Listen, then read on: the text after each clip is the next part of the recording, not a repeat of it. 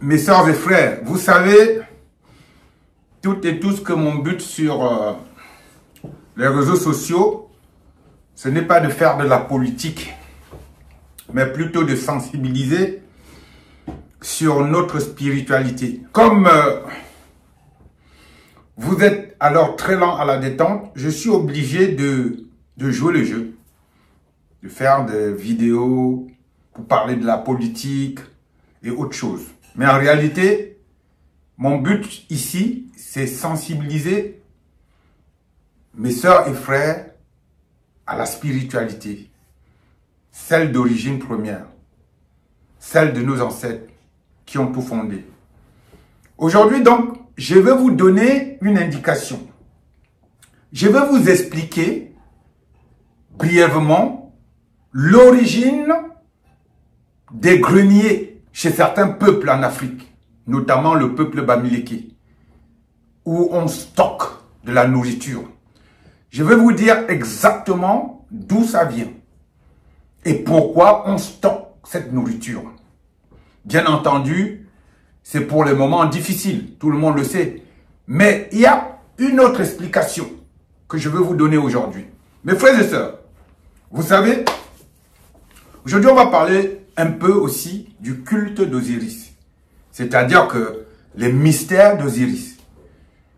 Et pour introduire cette vidéo, j'aimerais bien donner un petit conseil à nos frères et sœurs qui rencontrent souvent des pasteurs ou, je sais pas moi, des hommes des religions dites révélées sur certains plateaux en Afrique ou même ici. J'ai un conseil à leur donner. Un conseil de grand frère. Il y a deux choses.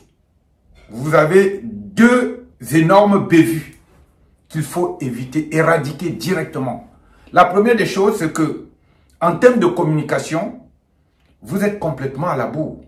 Parce que, quand je vous vois, quelquefois, quand on vous invite, vous avez en face de vous des maîtres de la parole, ces pasteurs, qui vous étouffent. Ils sont super bien habillés, très élégants. Vous êtes en train de parler des choses que vous maîtrisez peut-être, mais vous n'avez pas la forme. Ce qui fait que vous êtes écrasé à chaque fois. Vous ne dites pas à ces pasteurs ou à ces mohamétans ce que vous êtes réellement, ce que c'est que notre spiritualité. Du coup, vous paraissez ridicule. La deuxième chose, c'est exactement l'utilisation du mot kémite. Je vais vous dire, mes frères et sœurs, il ne sert à rien d'aller sur Internet, faire du copier-coller et définir ce mot comme étant un mot que vous avez approprié et qui ne concerne qu'une catégorie de noirs. Là, c'est mal connaître l'histoire et c'est une insulte à notre ou ne faire justifier Cheikh Anta Diop. Une grosse insulte. Chaque fois que vous passez avec ces gens mohamétans, avec ces pasteurs, vous dites que vous êtes des kémites, dont les autres noirs, lui-même le pasteur qui est en face de vous, n'en étant pas un. C'est mal connaître votre histoire déjà. Donc vous tronquez déjà votre propre histoire, celle que vous voulez définir comme telle. C'est faux. Encore une fois, c'est la dernière fois que je le dis. Même si je sais que la répétition crée la perfection, ça devient vraiment insultant pour nos ancêtres, quoi. La dernière fois, ouvrez bien vos oreilles. Un kémite, c'est un noir.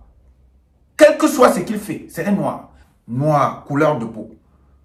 pas teinte. Parce que la teinte, il y a des catégories de teintes. Il y a des noix foncées, il y a des carterons, il y a des mamelouks, il y a des métis. Ça, c'est la teinte. Mais le noir, nous sommes tous des noirs. Donc, tu ne peux pas être plus noir qu'un noir. La signification de Kemet, c'est la terre noire. Kem, comme l'a défini le plus grand savant du XXe siècle, Cheikh Anta Diop. Et nous sommes tous des Kemchou. Tous les noirs sur cette terre. Et ce qui nous définit, c'est notre taux de mélanine. Donc, quand vous passez souvent justifier l'injustifiable en disant que vous êtes des kémites et les autres ne le seraient pas, c'est une grossière erreur. C'est rédhibitoire. Donc, cette erreur-là, vous devez l'effacer directement. Vous avez perdu en communication et même sur le fond, vous perdez. Parce que quand vous vous permettez de vous présenter comme des kémites, les autres sont quoi? Le pasteur même qui vous parle, c'est un kémite. Qu'est-ce qu'il faut faire dans ce cas? Encore une fois, je veux vous donner les bonnes formulations ou la bonne formule.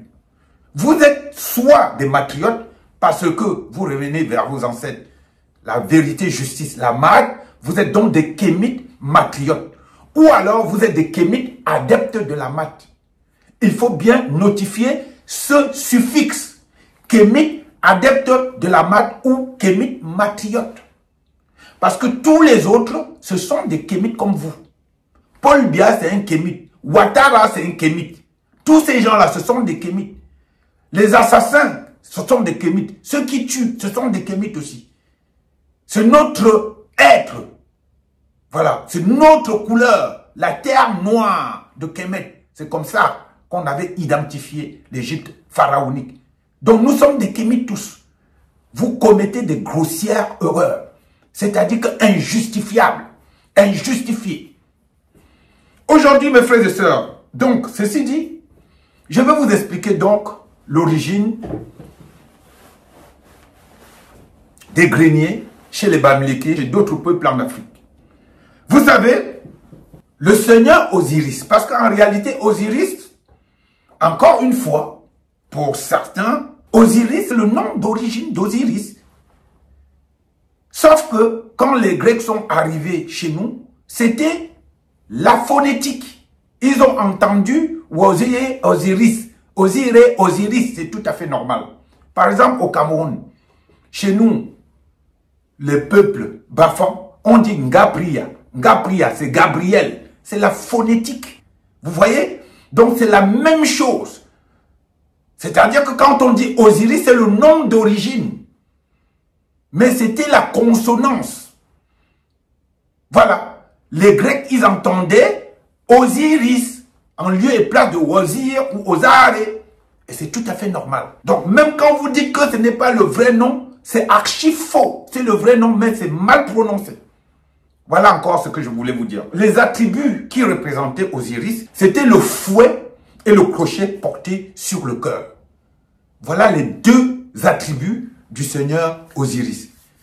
Et ça signifie quoi? Le crochet en soi est un attribut pastoral qui servait à tirer les moutons par les pattes. C'est ça, le crochet que vous voyez là, sur la poitrine du dieu Osiris, Wazir, comme vous voulez.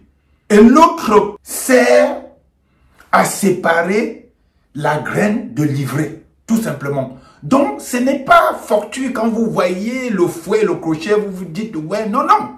Ça a une indication agraire, pastorale.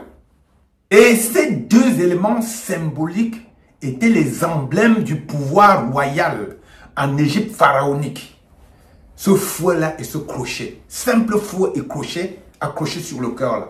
C'était les emblèmes du pouvoir. Le pouvoir même, l'origine du pouvoir vient de là. Donc vous voyez que l'agriculture, on fait un rapport avec l'agriculture où on va inventer tout ce qu'on mange aujourd'hui. C'est ça l'origine. Et ce symbole leur donnait la capacité de pourvoir aux besoins du peuple. Et c'est pour cette raison que le dieu Osiris, le premier Ounéfer, est considéré comme un être bon, bienveillant et bienfaiteur. Et c'est pour cela que vous allez comprendre rapidement pourquoi on accumulait les vivres dans les greniers, dans les silos. Pourquoi? On stockait. Parce que le roi Osiris, par son pouvoir de génération et de régénération, il va apporter au peuple une opulence évidente. Donc, le Unnefer justifié, le premier des hommes, l'être bon, le seigneur de l'initiation, Dieu de la végétation, comme je suis en train de vous le démontrer là aujourd'hui. Et vous savez, à cette époque-là, le déséquilibre alimentaire en Égypte est une obsession. C'est-à-dire qu'on ne pouvait pas admettre de manquer. C'est-à-dire que ce que nous avons aujourd'hui là comme obsession, 1 milliard de fois. Vous comprenez? On ne pouvait pas supporter. Il fallait que le peuple vive dans l'opulence. C'était un souci majeur pour nos ancêtres, ceux qui ont fondé notre tradition depuis l'origine première. Un souci majeur, mes sœurs et frères. Ils ne pouvaient pas supporter de manquer de nourriture. C'est à partir de ce moment-là qu'on imprime que tous les pharaons aient un lieu de stockage. À partir de ce moment-là, tous les pharaons, c'est-à-dire les grands prêtres, tout le monde avait un lieu de stockage. Voilà, pour éviter le stress, pour éviter le manque. Et ces lieux de stockage-là, c'était pour prévenir les années de disette. Exactement comme on fait chez les Bamileke au Cameroun, comme on fait chez certains peuples. C'était pour prévenir, c'est-à-dire que, comme on dit souvent, prévenir vaut mieux que guérir. Voilà, c'est le cas de le dire. Tout puise son origine à la cosmogonie. Chaque année, il y avait un culte populaire. Ce culte populaire-là, c'est la fête de Osiris, de Wosir, Osari, la fête du Kwa. Et cette fête avait lieu le 25 octobre de chaque année. La fête se faisait au moment où la crue du Nil se retire pour déposer le limon fertile. C'est en ce moment-là que se faisait cette fête. C'est donc, vous comprenez que quand la crue du Nil se retirait, il y avait une fête autour de ça. La cérémonie du Kouak qui se passait le 25 octobre. La fête de Osiris, la vraie fête de Osiris, le 25 octobre de chaque année. Voilà. Si vous voulez fêter Osiris, c'est le 25 octobre. L'homme bon, la plus grande de toutes les divinités, le premier sapiens sapiens, c'est lui donc le créateur de l'agriculture. Tout ce que nous mangeons aujourd'hui, c'est lui qui l'a créé. Tout ce que nous consommons aujourd'hui émane du Seigneur Osiris, puisque c'est le premier homme. Sapiens sapiens, le tout premier. C'est tout à fait normal. Ses parents étaient des divinités. Lui, c'est un homme comme vous et moi avant d'être le premier des dieux. Donc, je voulais que vous le sachiez aujourd'hui, mes frères et sœurs. J'espère que je vous ai appris quelque chose. Au tête, mes frères et sœurs, c'était Black Jack le Groove.